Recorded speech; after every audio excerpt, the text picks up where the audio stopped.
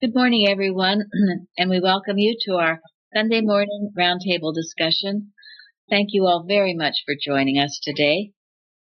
We are recording from the Plainfield Christian Science Church, Independent, Plainfield, New Jersey, in the United States of America. We welcome you all. We'll start with our prayer. From page 15 of Christian Science versus Pantheism. May our Father, Mother God, who in times past hath spread for us a table in the wilderness and in the midst of our enemies, establish us in the most holy faith, plant our feet firmly on truth, the rock of Christ, the substance of things hoped for, and fill us with the life and understanding of God and goodwill towards men. Mary Baker Eddy. Beautiful. Thank you, Florence. All right, and our watching point, Karen. Watch number 296. Watch lest you believe that the scientific sense of giving is being manifested and demonstrated when one gives from a limited sense, source, or standpoint. True giving is demonstrated only when one recognizes God as the infinite source of all good and gives with the recognition that He is the channel through which this infinite source finds expression. Hence, he is giving God's riches and not his own. When one contributes to the cause, he must realize that he is putting his hand into God's pocketbook for the money and not his own. It's beautiful. Thank you. Comments on that?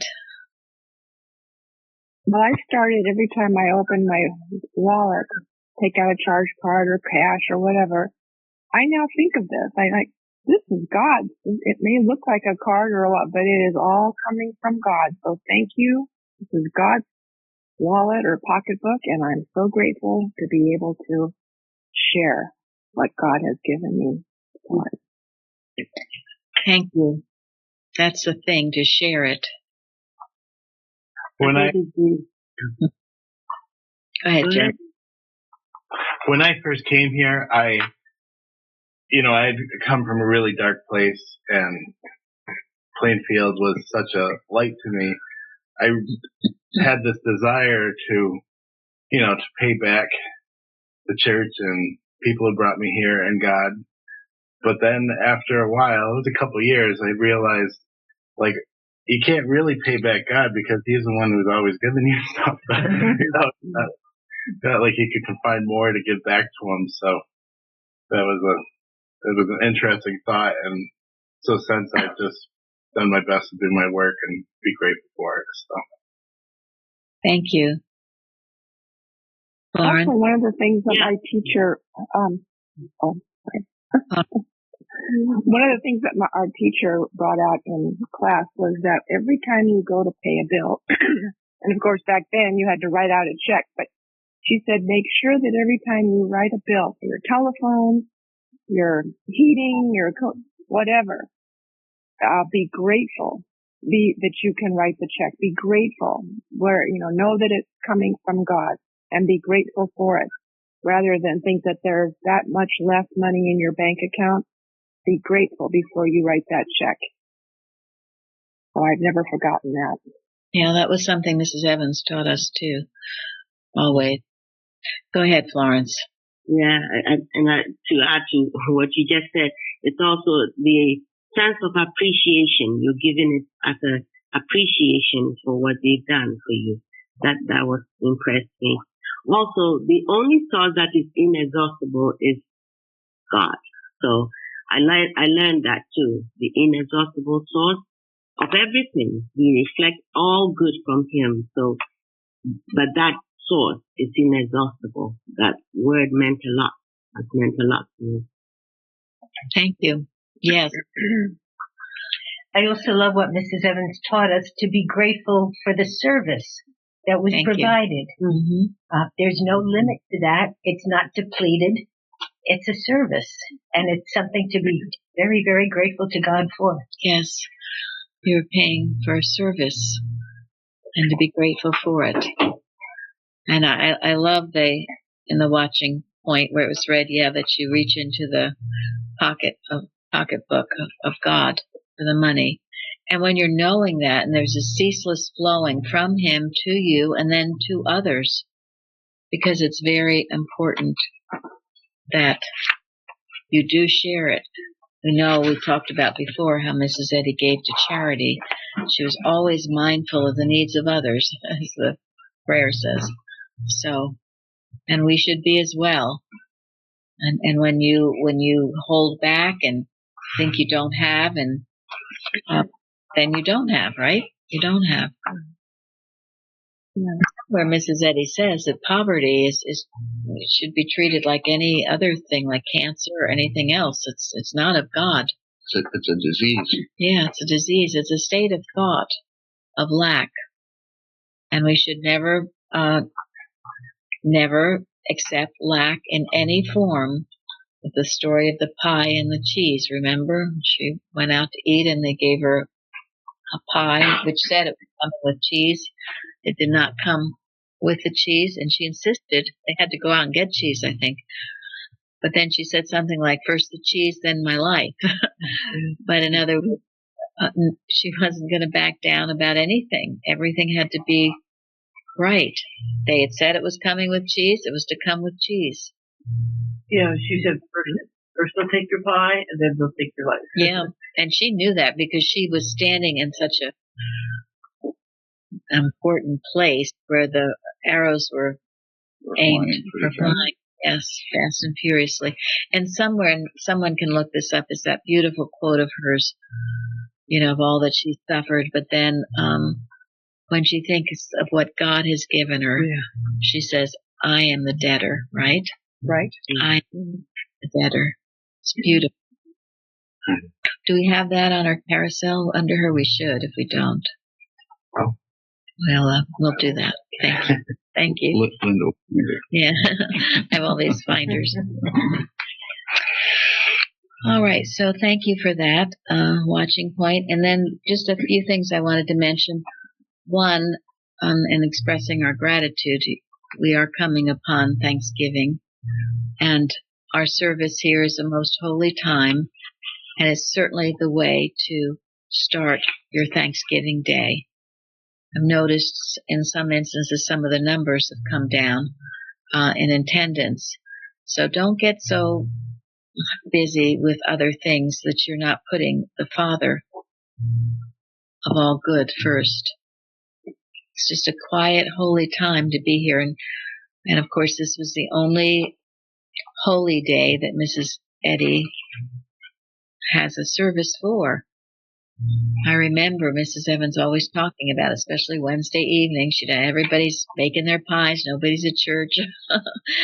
But we come on Wednesday, we come on Thursday. It's gratitude for First things first. First things first. And then everything else is so much better. He has the same number of hours in the day as we have, and the same temptations to face down that we have. So That's true. We do have that on there. Oh, good. You want to read it? Yeah, it's from Miscellaneous Writings, page 382. The discovery and founding of Christian Science has cost more than 30 years of unremitting toil and unrest. But comparing those with the joy of knowing that the sinner and the sick are helped thereby, that time and eternity bear witness to this gift of God to the race, or this gift of God to the race. I am the debtor. Thank you. That is our leader and how she thought. And I like to think of, and I like for you to think of, that we are in her household. And how would we behave ourselves? What would we do? And I do know one thing. They did not go to church in her household. They were too busy staying home, working for the world. But we do, because we want to give this truth out to others. And for 30 years, she never took a one day of vacation. No.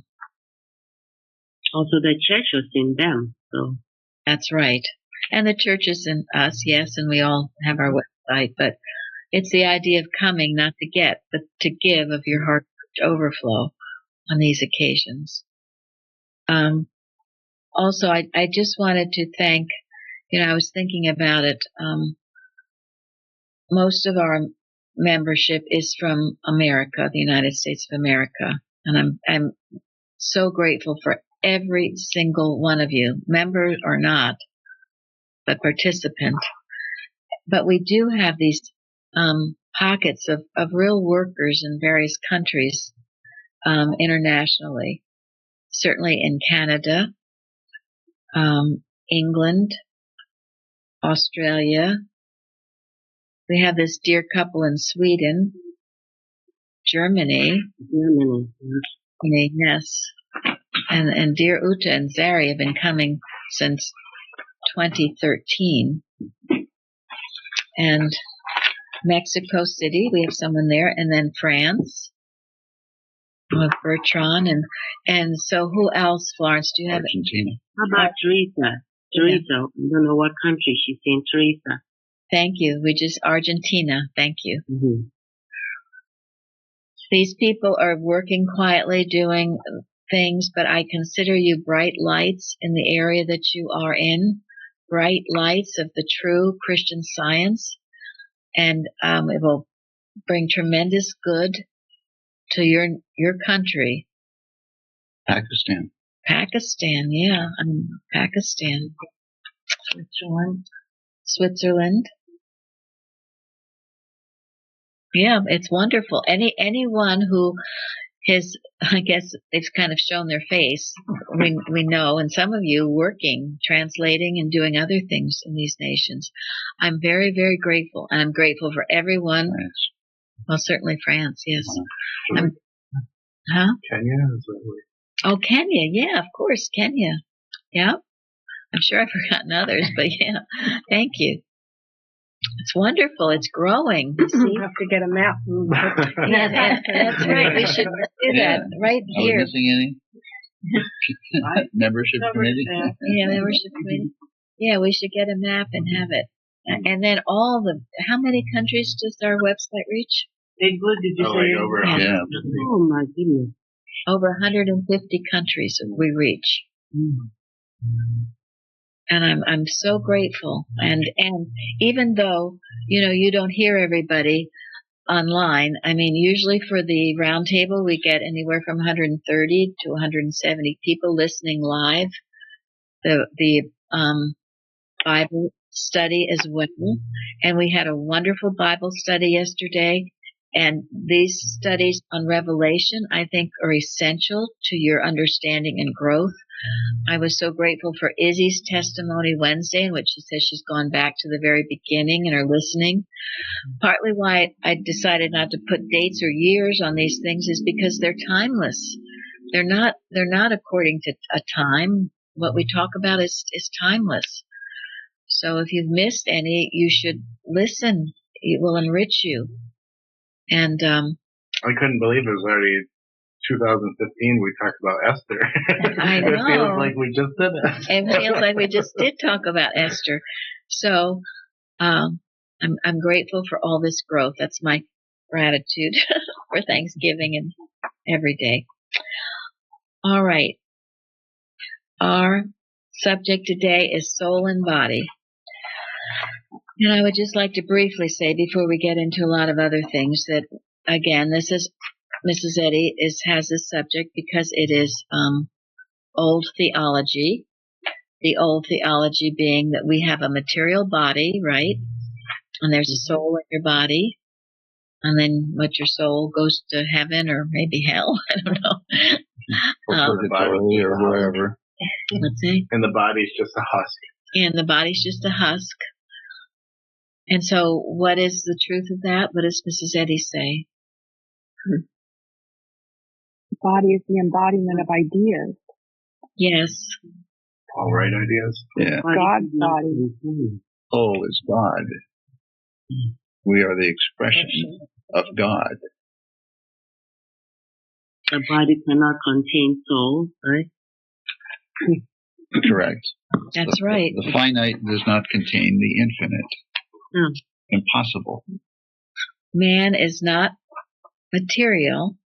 He is spiritual. And in the lesson, citation 11, it says, science reveals spirit, soul is not in the body, and God is not in man, but as reflected by man. And that's what Florence just said. The lesson ends with, man is the expression of soul.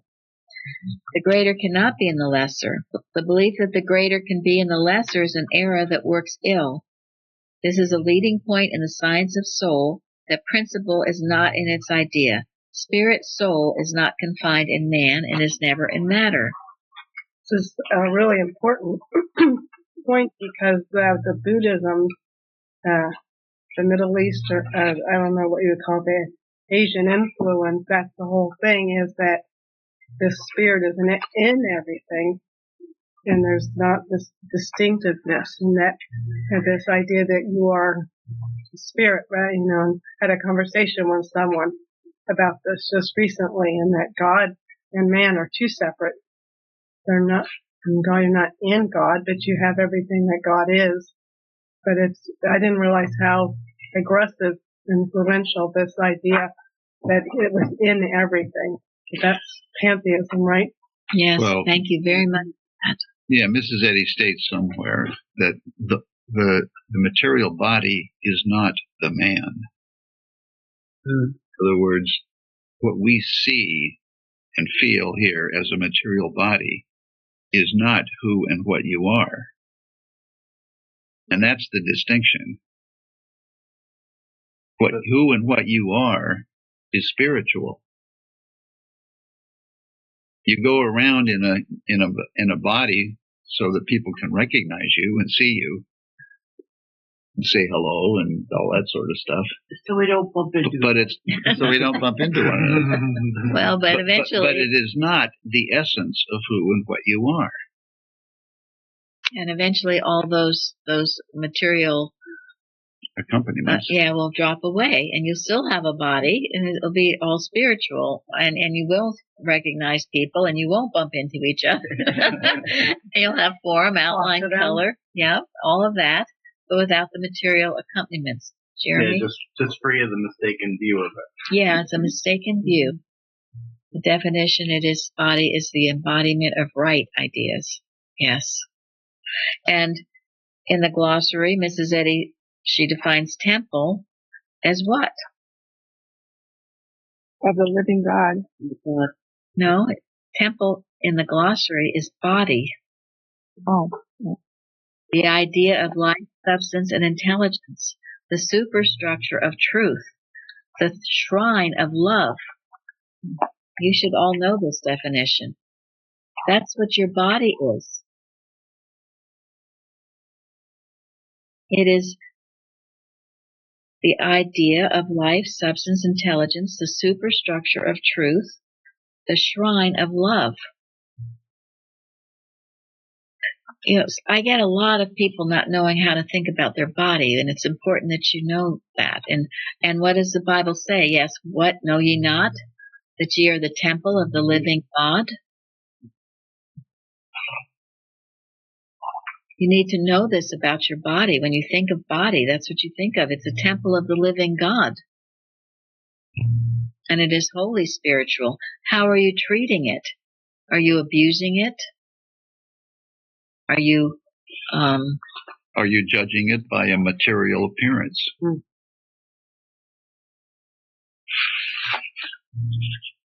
It's very important that you treat it like a temple of the living God. You don't abuse it. You make sure you take proper care of it. That's not anything wrong. You don't worship it, but you do take proper care, eat properly, sleep properly, all those things while we're here, not abusing it. Now, if you can't eat or you can't sleep for some reason, well, then you'll be fine because God is our life. God is our nutriment. God is at all. If for some reason you can't, normally you can. And then Carrie sent several things this week, but I like this where she writes, In my Bible study preparation last night, I read Revelation 7:16-17. They shall hunger no more, neither thirst any more, neither shall the light on them, neither shall the sun light on them, nor any heat. For the Lamb which is in the midst of the throne shall feed them, and shall lead them unto living fountains of water. And then Reverend Kratzer had the following to say in his book, Revelation Interpreted. Whoever eats of material food and drinks of material water very soon hungers and thirsts again. But whoever thoroughly assimilates divine truth and love into his consciousness has them as continuing possessions, which never pass away, which never have to be relearned, but which are always ready in consciousness for use. Since the terms consciousness and life are practically synonymous, that's truth and love, which are the support of consciousness, are the support of life and are living fountains of water. And she likens it to this week's lesson where in Matthew 6 about Christ Jesus saying, take no thought for your life. That kind of thing, what you put on and all that. Because he clothes the lilies and cares for everything and everyone. And so that is true. We don't get obsessed with what we eat and make it into a big deal, but we're grateful for it. We thank God for it. I love that in the Chosen. Every time they get up, they thank God. Every time they eat, even an apple, they thank God.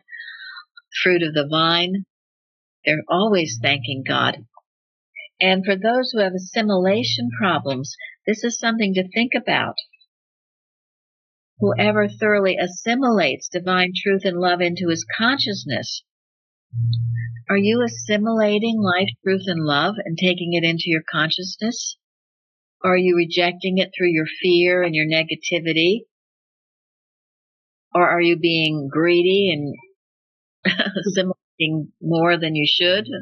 You take it in, as a God-given in a right fashion, not too much, not too little, but the assimilation. And then I looked up that word, assimilate. It's very interesting. I thought it meant something different. It said to bring to a likeness, to cause to resemble. You assimilate these truths, and you become what? The likeness, and the likeness of God. And so will your body be. But if you assimilate something else, fear, lust, envy, if you assimilate false beliefs,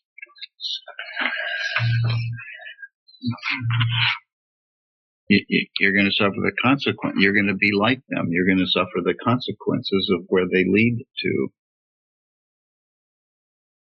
Fear is rejecting love, really. So. Thank you. Thank you very much. It's a good one. It's rejecting love. If your body's rejecting food or your whatever the assimilation problem is, what is your thought here?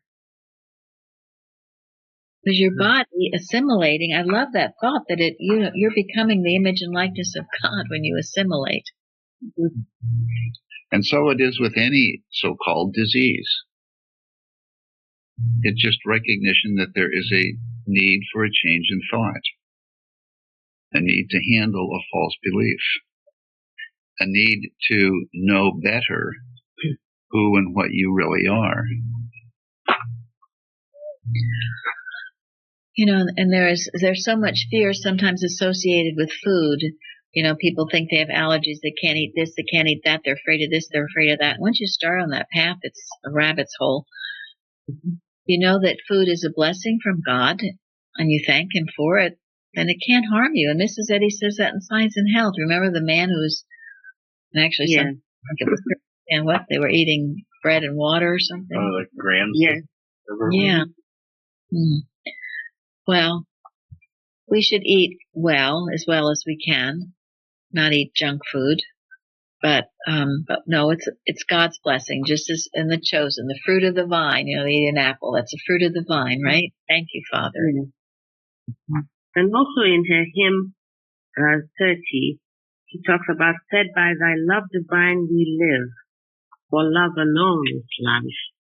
I've used that quite a bit. Yes. Beautiful. Love alone is life. I do that too. Sometimes that's my prayer before I eat. But that doesn't mean we exist on air either. Not at this stage. So very. But if you see what God has given that day or that meal as something from Him, then you see it correctly. So again, the view of it more than what it is.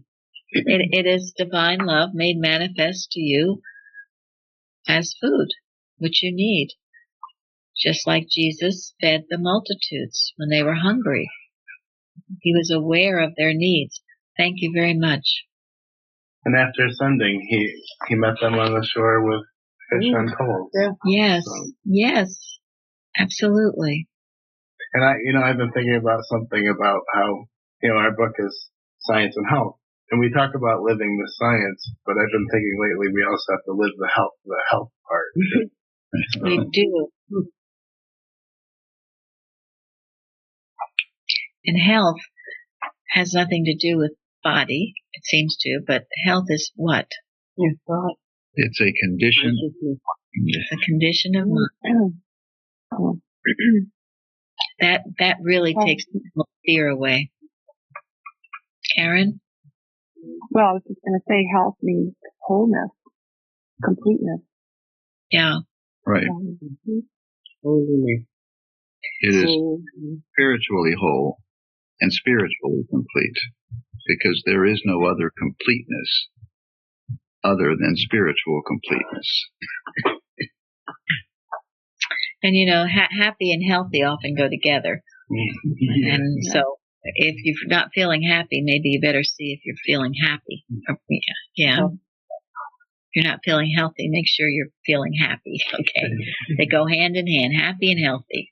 Little child, rosy cheeks, happy and healthy. Yeah, fattened by metaphysical. Yes. I can remember that's been, I got cold. Oh, right. The little girl, her cheeks would be fattened with metaphysical, and I don't remember. I should have. Yeah, that's a lovely. Hygiene, I think it is. Metaphysical hygiene. I think you're right. Yes, thank you. So, I thought this was, Carrie sent some interesting articles. Going to share. This one is put on the whole armor in a 1900 issue of, I guess, the journal. Oh, it does? Okay. Yeah, because it's got a specific date, so it's thank you. Yeah. Okay. It's called Selected. Put on the whole armor.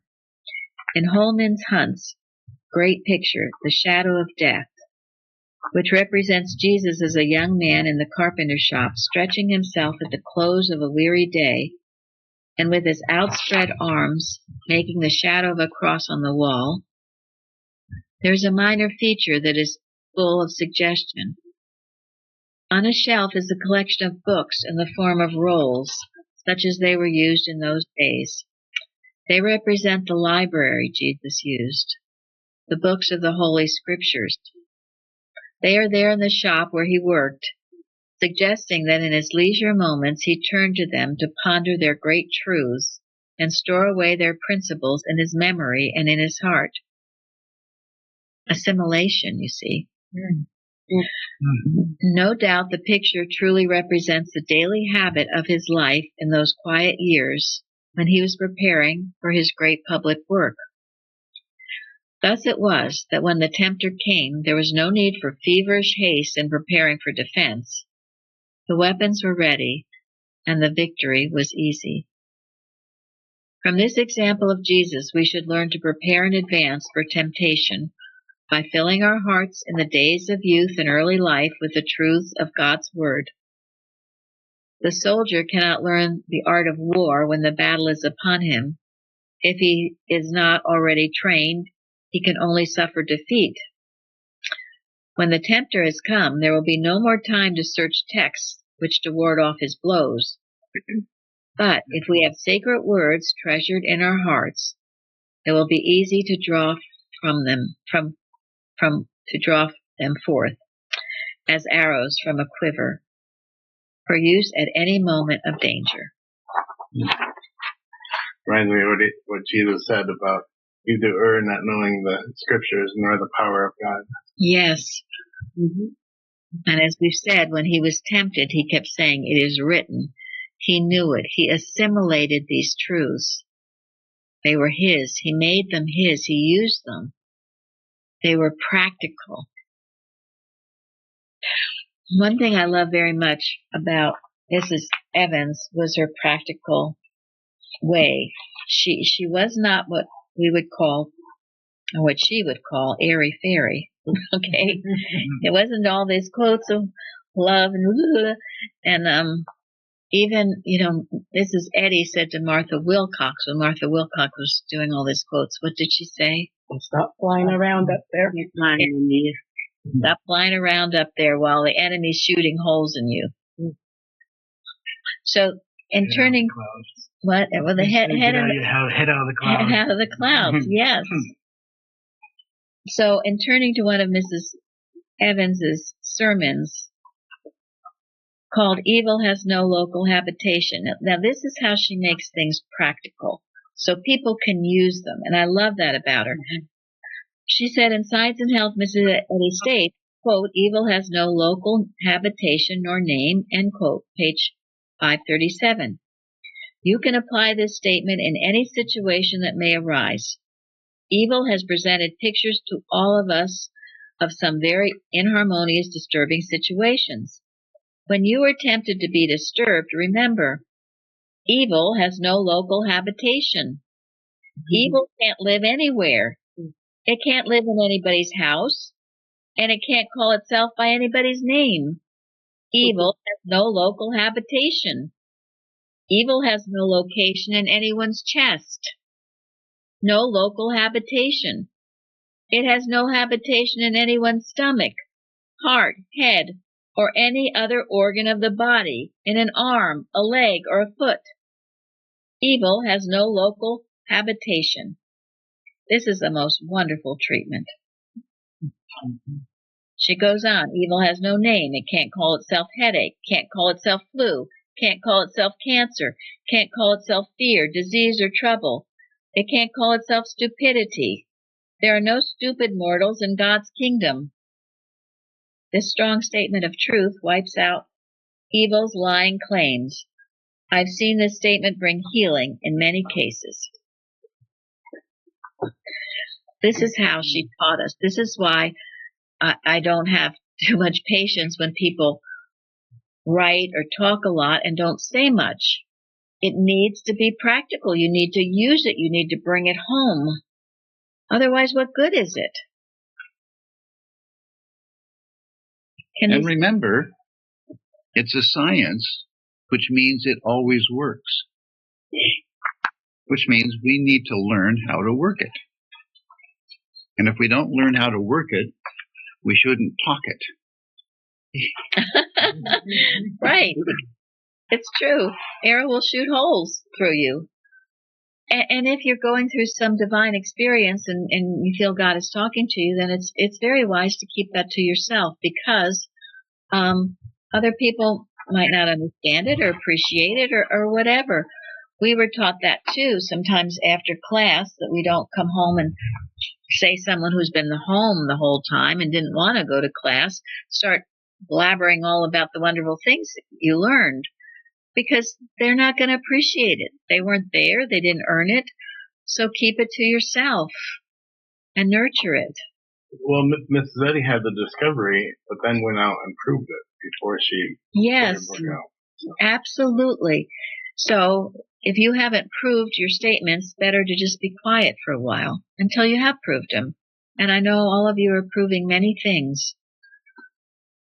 And truly, what I ask of others, and for the most part what I say are things I've proven over these years. Otherwise, I have no right to talk about it. It lacks clout if you haven't proven it. Like Mrs. Eddy says, your treasures of truth and love in science and health. And as we collect those, we feel, so blessed and have something to share. Thank you. That's it. And that's why our testimony meetings can be so beautiful and meaningful, because you speak from your heart of things you have demonstrated and mean something to you. And it just, oh my gosh, it's wonderful. And it doesn't have to be. Just sorry, Mary. Go ahead. Well, I was starting to read The Healer by Keaston last night. And I'm right in the beginning, but I found it very interesting when Jesus told many of those that he healed, the blind man, the one at the pool, that after they were healed, to go and tell no one. And in the Healer in the book, it was pointed out how that to protect what just happened, to protect it keep it quiet within yourself. And until it really becomes something that's unshakable in you, I mean, it's not emotional anymore what happened.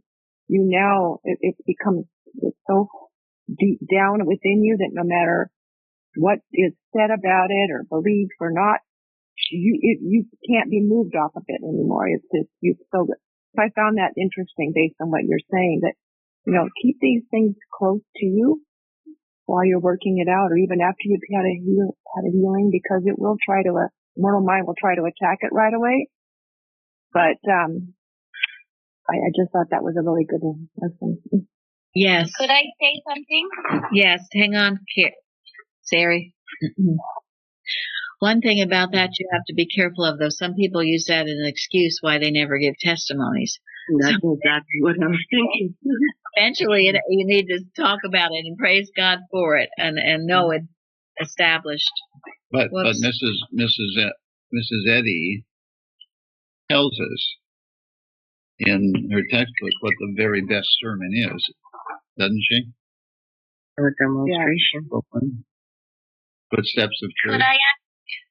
Wait one moment, Sari. What is the best sermon?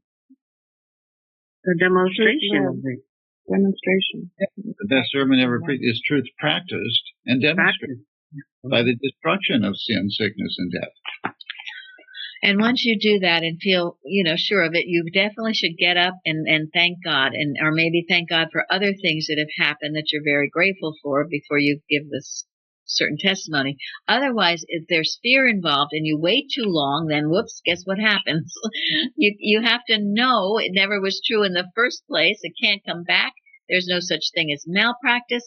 When you're knowing these things, you can testify freely, knowing your testimony is secure in God.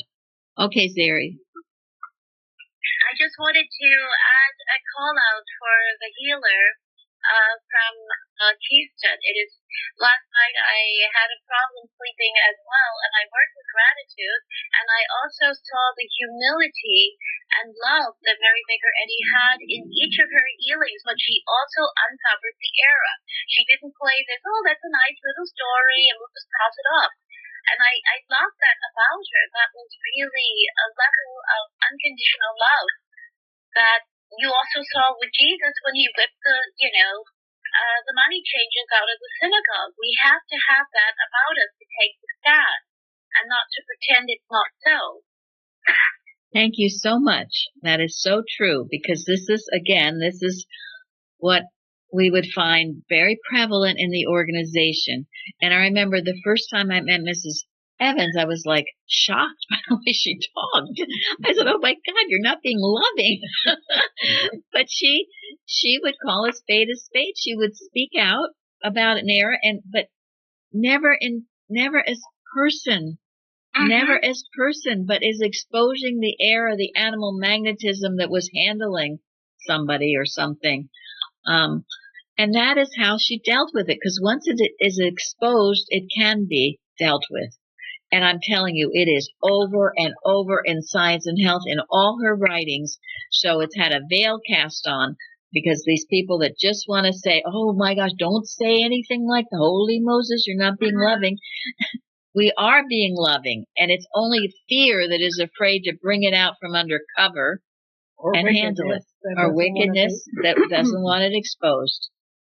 This is really true, and I was speaking to somebody who goes to a church in Claytown, and she said, "Oh, we don't let people talk." She asked me one of the reasons why I liked Plainfield, and I said, "Well, there's a 24/7 library, and also you can give your testimonies internationally." And she said, "Oh, that's too intimate." And I said, "There's nothing intimate about believing in God and working with God. That's ego." I know Sarah's very good at speaking her mind. That's good. Well, another something I've given before, but it's very important in having a better understanding of body, is in Martha Wilcox's addresses, first article on body, right at the end, and that is, do not fear anything that your present body seems to be doing. Every cell, fiber, tissue, or muscle of the human body exists right now in the one mind as idea, and each idea is proclaiming, I am reflecting God. I am expressing God. Every cell and fiber of my being is expressing the sovereignty of God or proclaiming I am. Mm-hmm. Now, that's what you do after you expose the error. Then you blanket it like you would a flame. You douse it and destroy it with the absolute truth of your being. That is handling it. You don't just jump to that part, scared to death to say anything about what might be wrong. But get it out, to be exposed, to be healed, then douse it with the truth, which we have plenty of. Everyone understand that, I'm sure. Now, we have in the lesson, beautiful, all the things we love, Psalm 23, Psalm 121, yes, the beautiful Sermon on the Mount, take no thought for your life, what you shall eat, what you shall wear. And again, I have something beautiful from Carrie about seek first. This is from an 1894 issue of the Christian Science Journal, and it's by William Channing.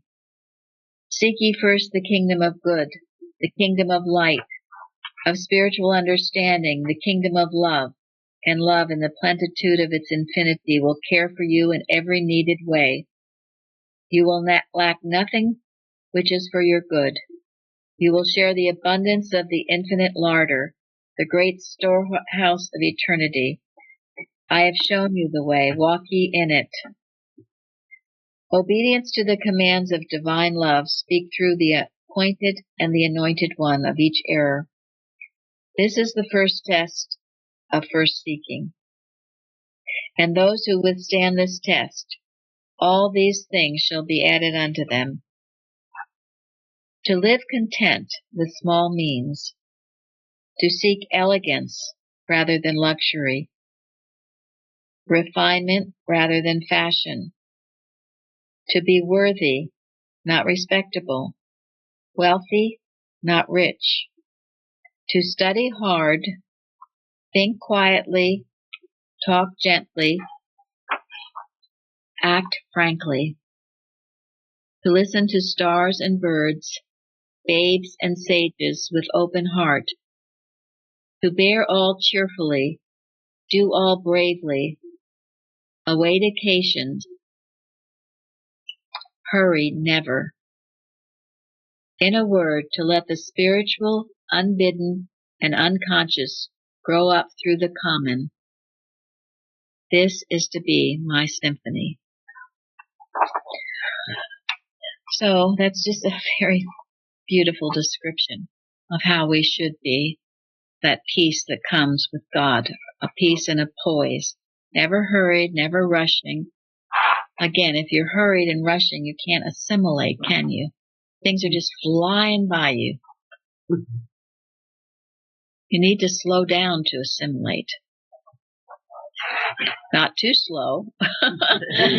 Naturally. Really, but it's the rhythm of God, and it's most important. So we have that beautiful 23rd Psalm. And Nancy, did you want to speak to it a little bit? She wrote about it on the last week's. Yeah. Well, the verse, yea, though I walk through the valley of the shadow of death, I will fear no evil, for love is with me. Love's rod and love's staff, they comfort me.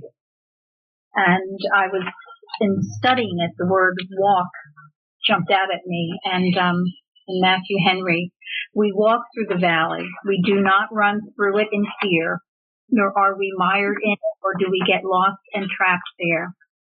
It is but a walk in this valley, a gentle, pleasant walk.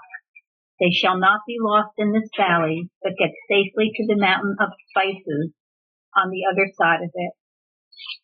And of the shadow of death, it is but the shadow of death. There is no substantial evil in it. The shadow of a serpent will not sting, nor the shadow of a sword kill. And the definition for shadow in Webster's was an imperfect and faint representation, opposed to substance, a slight or faint appearance. So therefore, I know that I will walk through the valley of the shadow, the illusion, the slight or faint appearance of death fearlessly, with God, ever-present love beside me, his rod guiding me and his staff comforting me, so that I may dwell with him in oneness forever. Nothing to fear. Thank you. Beautiful. Beautifully said. Matthew Henry and you. Thank you. So, yes. And you see, as you're reading and you're assimilating these truths, then nothing will throw you off guard. I often say to myself, if something does seem to be fearful, just that I will fear no evil, for thou art with me. What more do you know? I will fear no evil, for thou art with me. And that, because sometimes in having difficulty to sleep at night, he maketh me to lie down in green pastures. And they're beautiful pastures. He surrounds you with his love. He's guarding you. Can let go. He's got the night watch for you. If you need to get up at night, you can, of course, to work. But generally speaking, I like that idea. He maketh you, Again, don't be rushing around. Don't think you can go 24/7 without rest and food and other things. Assimilating this truth.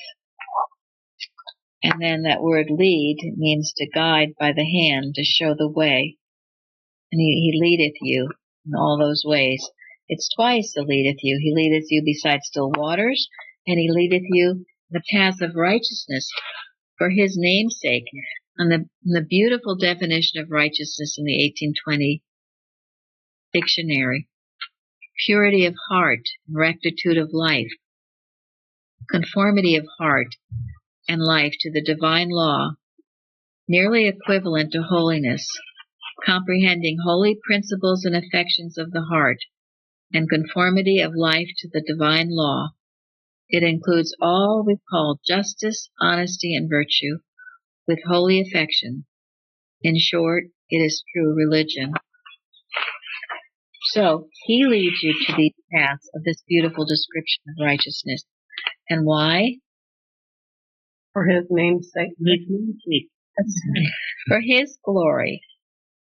His glory. And Chardell, you want to write or tell us what you said about 121? Yeah. It was such a beautiful lesson. I was so grateful. And I understand even a little bit better about who we really are, spiritual being, our real self. And Mary Baker Eddy says, when humanity does understand this science, it will become law of life to man.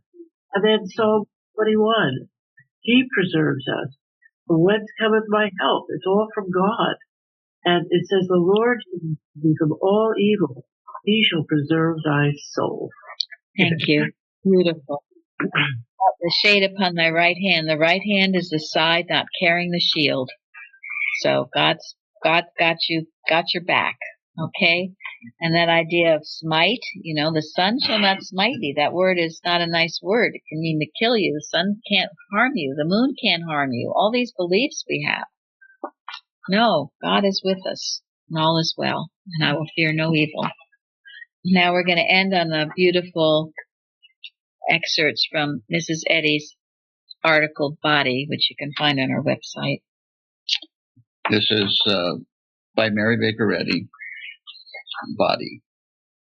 The term mind and body literally means God and man, for man is the expression of mind, and the manifestation of mind is the embodiment of mind. Therefore, man is God's body, and there is but one God. Body is therefore the aggregation of spiritual ideas, forever controlled and governed by the law of life, harmonious and eternal. This understanding of perfect body is the savior of the belief of body, and is the law of recovery to any and every claim of error. If the mental atmosphere is dark and dense, we see but dimly, and are not able to perceive the perfection that is.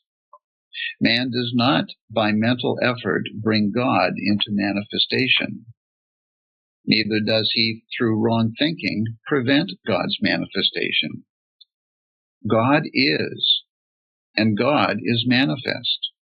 And it is not in the power of unenlightened personal thought or mental effort to obstruct or hinder the activity of God, or to mar or to deface the perfection of God's creation.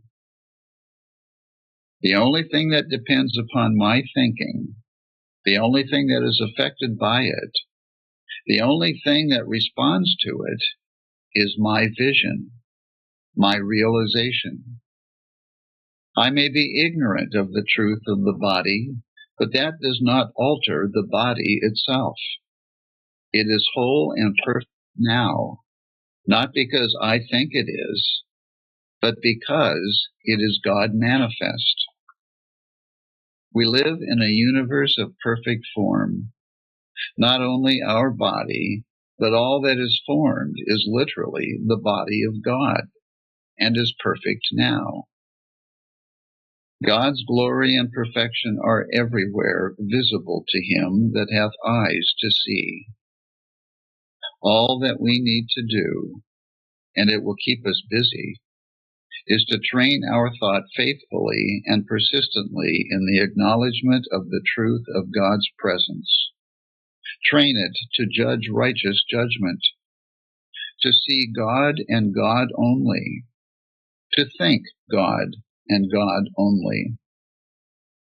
Having accepted the omnipresence, hold to it no matter what the apparent condition may seem to be. In treating yourself, never deal with appearances or symptoms. Do not center your thought upon organs or functions. Infinite substance, power, intelligence, and activity are in that place and do not need your suggestions. Do not try to formulate in thought the perfect body. Stop thinking about the body or trying to picture it as perfect from your standpoint. Our highest perception of the body today is far short of what body really is. Stop tinkering with it mentally. Loose it and let it go. Just know that it is God's body, and that God is this moment and every moment forming it or bringing it forth according to His word, His divine idea. Jesus recognized Lazarus as an undying manifestation of God. You are that undying and perfect manifestation of God. Mary Baker. Thank you all for joining us today. Thank you.